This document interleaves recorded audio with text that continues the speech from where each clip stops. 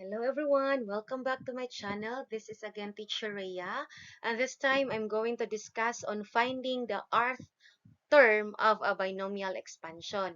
So, when is this topic applied? So, for example, you are asked only to identify or to find a particular term in a certain binomial expansion. You are not going to solve the entire binomial expansion. So, which means we are not going to make use of the Pascal's triangle.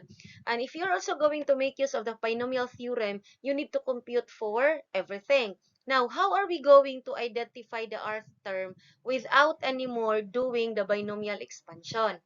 So we have here, finding the rth term of an expansion of the nth power of x plus y can be solved using the formula, the combination of n taken k as x exponent n minus k y exponent k.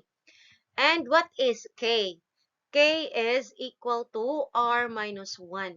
So r is the number of terms that is being asked. So let's have an example.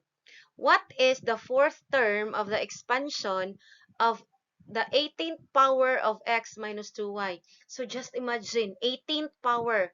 So if you're going to make use of the Pascal's triangle, the tendency is it takes time. The 18th row is very far. So, daghan kay kag-agian. And if you're also going to make use of the binomial theorem, you are going to compute everything from the first term up to the last term. So, we are only going to focus on what is the term that is being asked. So, we are only asked to solve for the fourth term.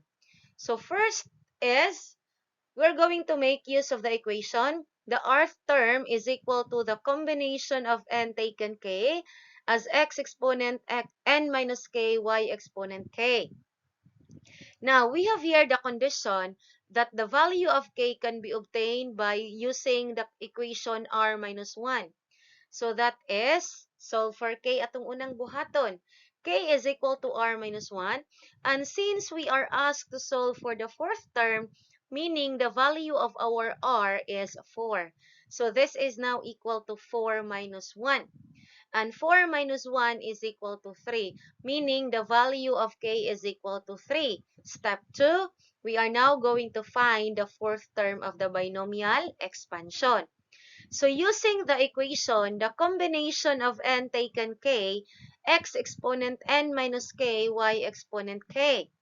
So from step 1, we were already able to get the value of k, which is equal to 3. And we are going to substitute that here. So this expression now is equal to, now n is 18 since the given is on the 18th power. And the value of k is 3 based from step 1. Multiply it with x exponent. N minus k is 18 minus 3. And then we have negative 2y exponent 3. Observe from our given ha. Our first term is x. So, mo ni siya si x. Our second term is negative y. 2y. So, that is why we have here negative 2y. So, remember to, if ever the sign of the second term or the operation is subtraction, mukuyog na siya, it goes with the second term. So, our second term is negative 2y. Next is, simplifying it further, we have the combination of 18 taken 3. So, we have 18 minus 3 here. So, that is x exponent 15. And negative 2y cubed, that is negative 8y cubed. Now, nganong negative 8 man?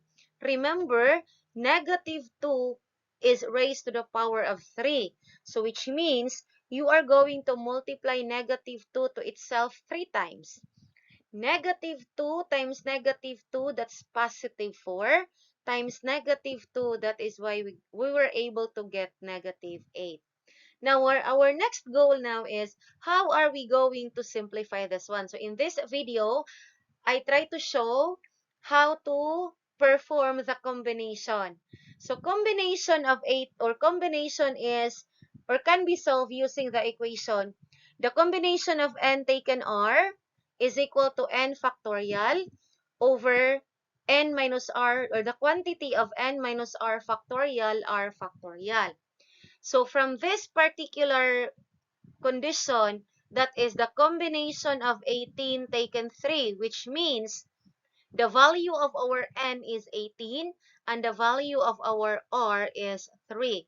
So this is equal to 18 factorial over 15 factorial 3 factorial. How did we get that one? N is 18. N minus r. So 18 minus 3, that's 15. O mauna si 15 factorial. And then r is 3, 3 factorial. Anyway, if you have your calculators, you can just solve it directly, Ragyod. So that is 18 factorial. I try to um, simplify it further. So that is 18 times 17 times 16. Kutob lang ko ni 15 factorial so that we can cancel out 15 factorial. So we have 15 factorial is cancelled out. So that is equal to 18 times 17 times 16. That is 4,896. And divide it with 3 times 2, that is equal to 6. Simplifying it further, 4,896 divided by 6, that is equal to 816. Which means the combination of 18 taken 3 is equal to 816. So this expression now can be simplified further. Combination or humanaman tag-compute niya, balik ta dere. So the combination of 18 taken 3 is equal to 816 times x exponent 15 times negative 8y exponent or y cubed. And negative 8 times 816, that is equal to negative 6,528. Then x exponent 15 y cubed. So which means this is now our fourth term. Okay, so I hope everything is clear to you and you were able to understand or you learned something from my video. Thank you for watching. See you on my next video. Bye bye. Please don't forget to subscribe on my channel.